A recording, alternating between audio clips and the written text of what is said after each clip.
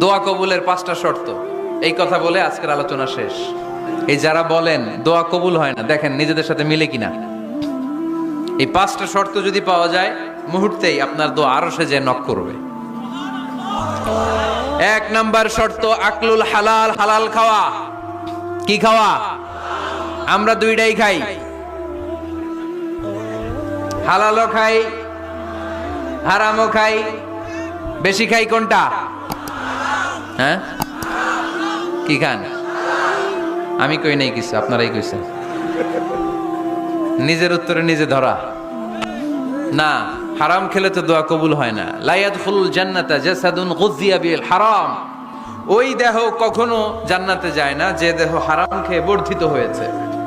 কেন দোয়া কবুল হয় না? মিলিয়ে নেন নিজের জীবনের সাথে, জাস্ট একটু মিলিয়ে নেন।